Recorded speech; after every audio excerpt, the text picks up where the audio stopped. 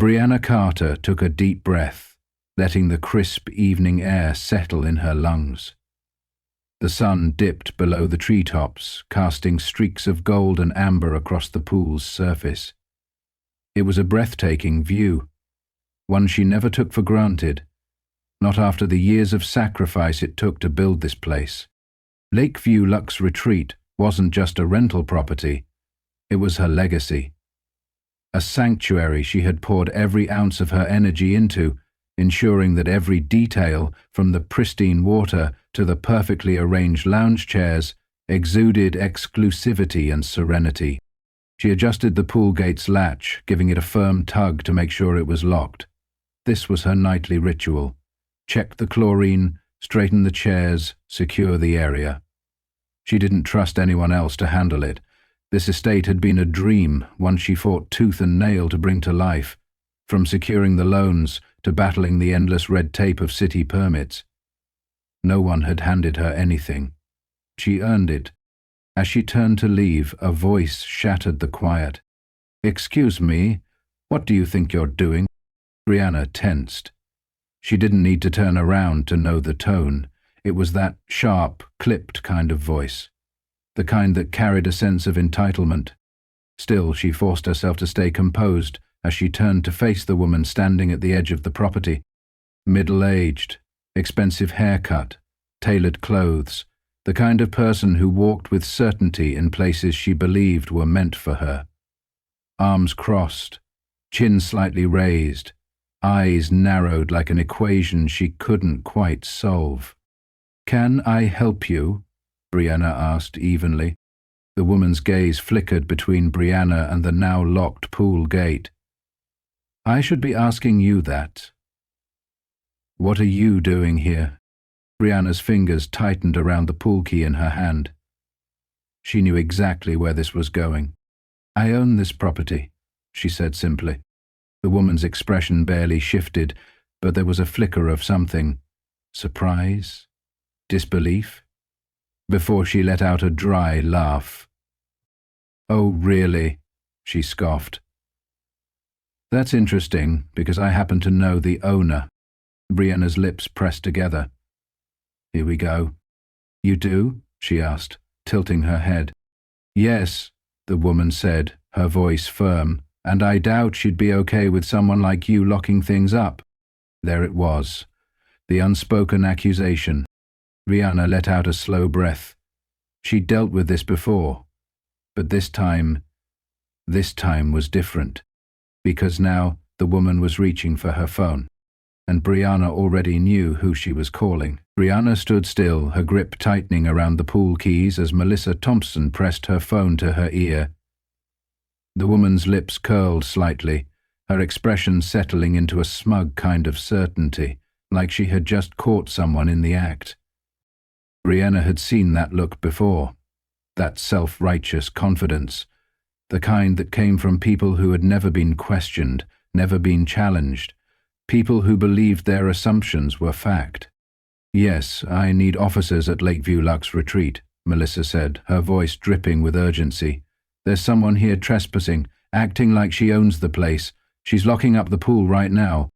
Brianna exhaled slowly, rolling her shoulders back. She refused to let anger take over. Instead, she folded her arms and watched, waiting for the inevitable. Melissa continued, nodding along to the dispatcher's questions. "No, I don't know her name, but she doesn't live here. I live in this neighborhood. I know who comes and goes." The last part made Brianna smirk. "You don't even know the owner's name, but you know who belongs here?" Melissa's gaze snapped back to her, eyes gleaming with something almost triumphant. "The police are on their way," she announced, slipping her phone back into her pocket. "I'd suggest you stay put."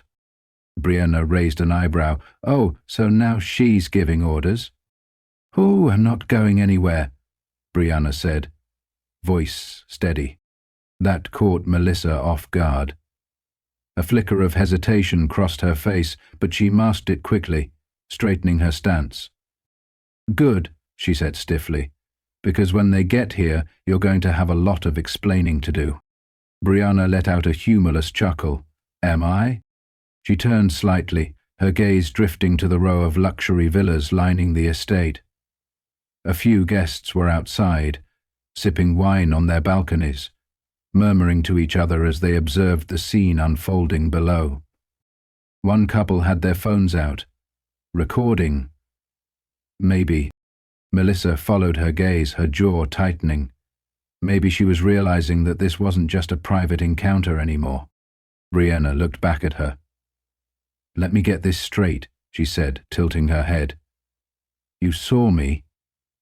A black woman, closing up a pool, and instead of asking a single follow-up question, you just assumed I didn't belong here." Melissa's mouth twisted. "Oh, don't pull the race card." Brianna smirked. "I don't need to pull anything. You did that all on your own." Melissa's face darkened, her lips pressing into a thin line.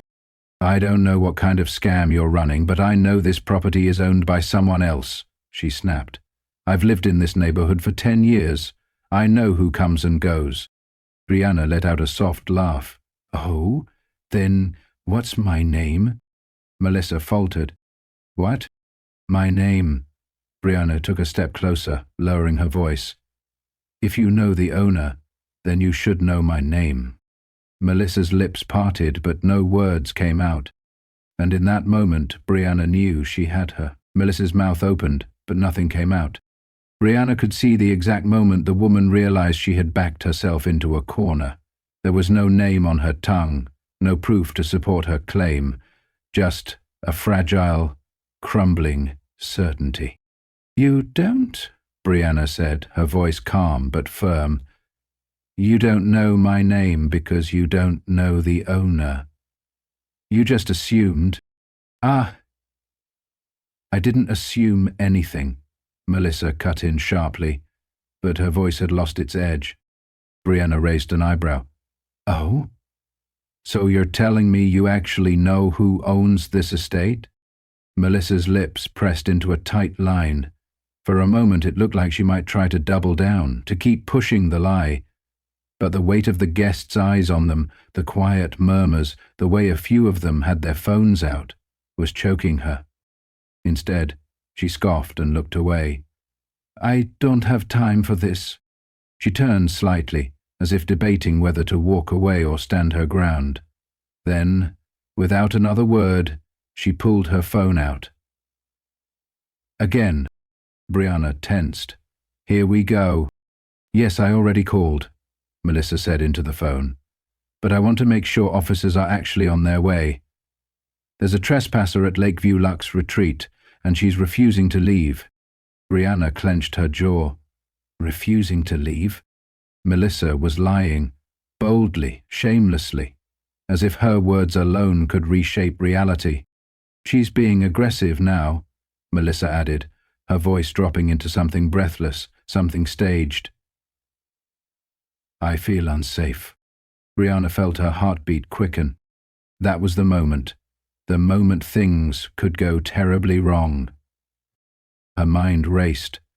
A lie like that, if believed, could change everything. Could turn this from a ridiculous misunderstanding into something far more dangerous. She took a slow breath, forcing herself to stay still, to keep her hands where they were, visible, non-threatening.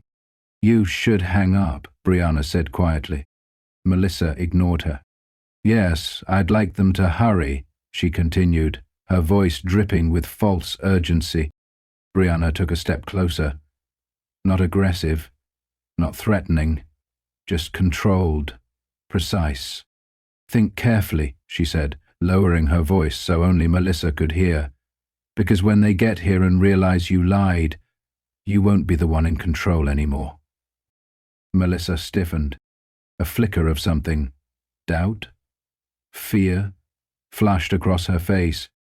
Brianna saw it, and she knew.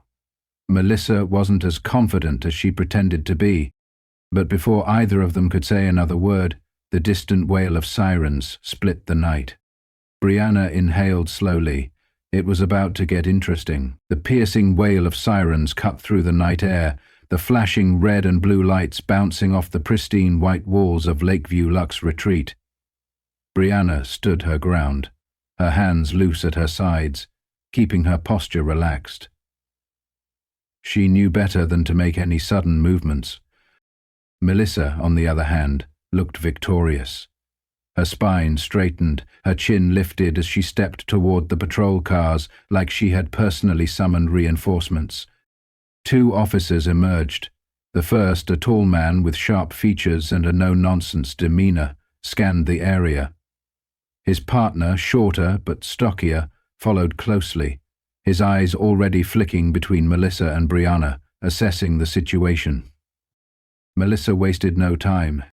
"Officers, thank God you're here," she said, gesturing dramatically toward Brianna. She was trying to close the pool, acting like she owns the place. "I asked her to leave, but she refused." Brianna exhaled slowly. "Here we go." The lead officer turned to Brianna, his gaze steady but unreadable. "Ma'am, do you live here?" Brianna met his eyes, unwavering. "No," she said clearly. "I own this property." Melissa let out an incredulous laugh. "No, she does not," she snapped. The officer's expression didn't change. Instead, he looked back at Brianna. "Do you have any identification or proof of ownership?" Without hesitation, Brianna reached into her pocket, making deliberate, slow movements as she retrieved her wallet. She wasn't about to give anyone a reason to misinterpret her actions. She handed over her driver's license. "I also have the property documents inside," she said, keeping her tone even. "I can go get them if needed." The officer examined her ID, his eyes flicking to Melissa. "Ma'am, what's your relation to this property?"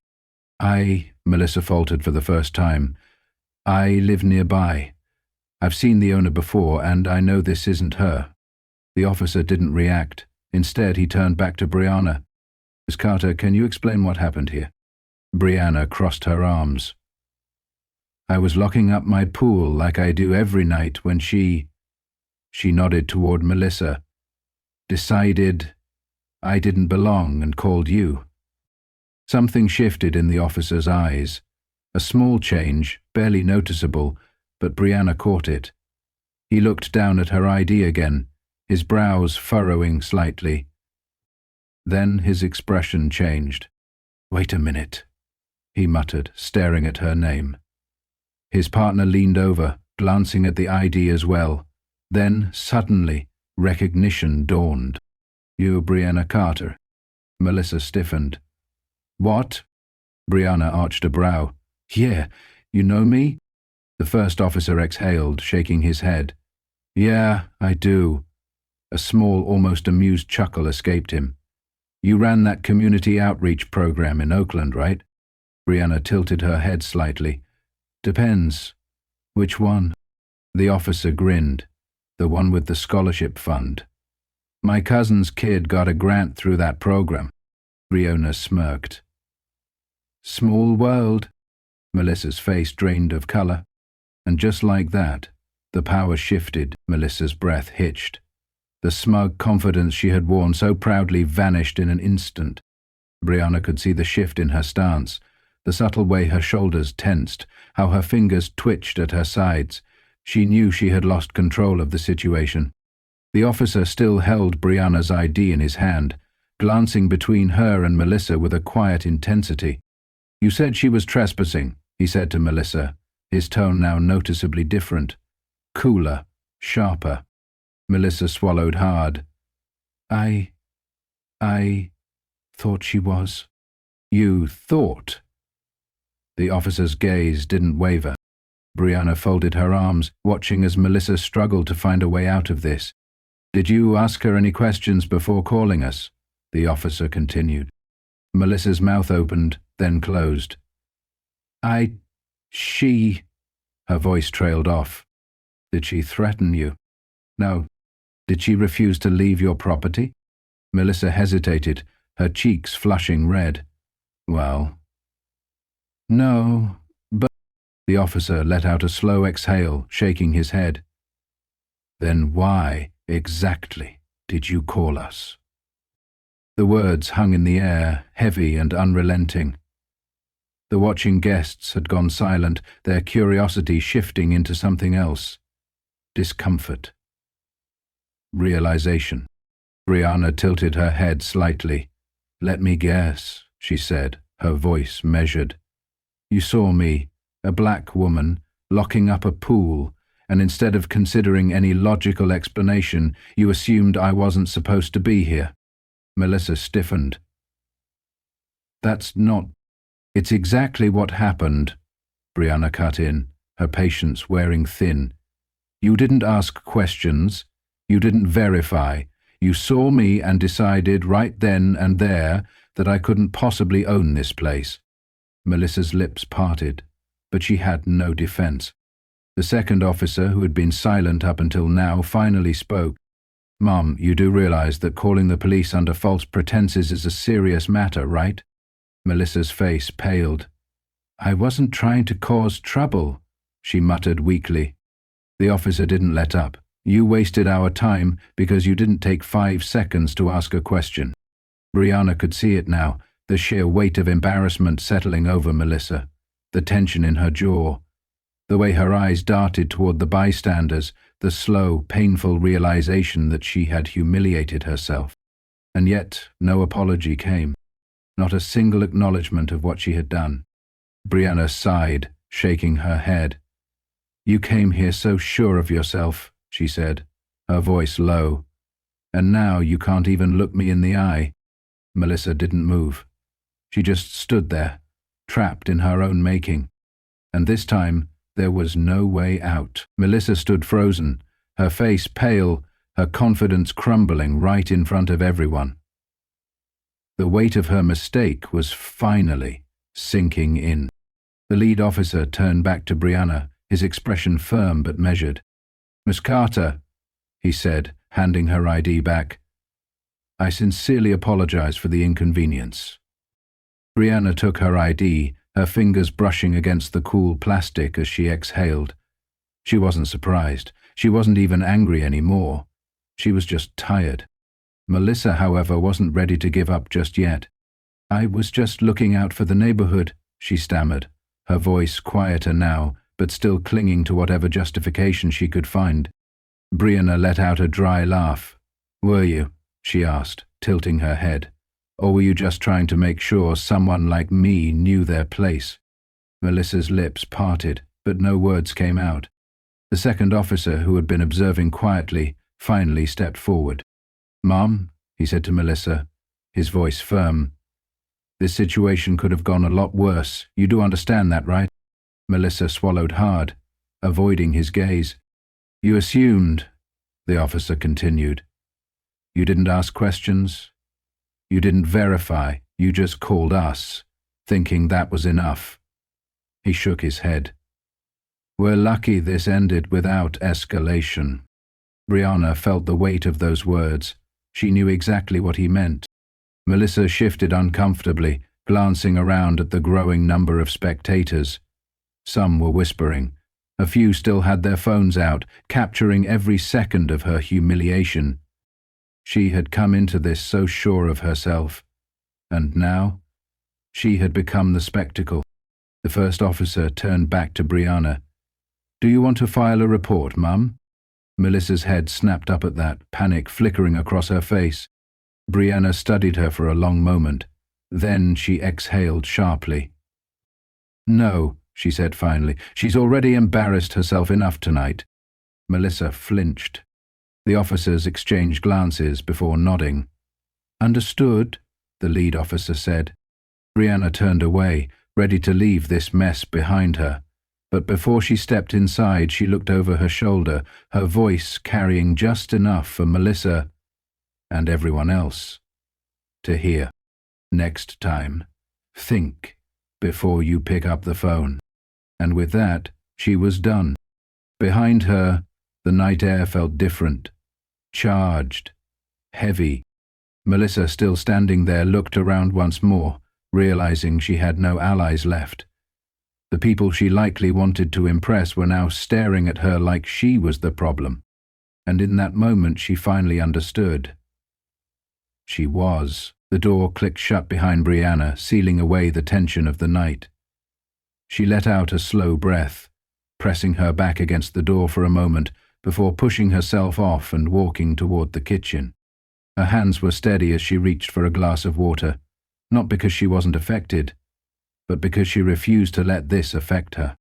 Outside, the estate remained quiet, but she knew people were still talking. They always did. Her phone buzzed on the counter. She glanced down. A message from her assistant, Lena. "Lena, everything okay? Some guests mentioned the police were here." Brianna smirked, shaking her head as she typed a response. "Brianna, just a little neighborhood drama, nothing I couldn't handle." She hesitated, then added another line. "Let's add a Know Your Owner section to the welcome packets." She hit send and set her phone down. A part of her knew this wasn't the last time something like this would happen. She had seen it before, she had lived it before, but tonight felt different. Maybe because Melissa's certainty had shattered in real time. Maybe because for once it wasn't Brianna who had to prove herself. It was the other way around. She walked toward the window, gazing out at the pool, now still and undisturbed. The estate stood as it always had, unshaken, unmoved. Just like her. Another buzz. "Lena, again." "Lena, you're trending, by the way." Brianna frowned, clicking the link Lena had sent. It was a video. Shaky but clear. Someone had captured the entire confrontation. The caption, "She called the cops on the owner. You can't make this up." Brianna sighed, scrolling through the flood of comments. Some were angry. Some were supportive.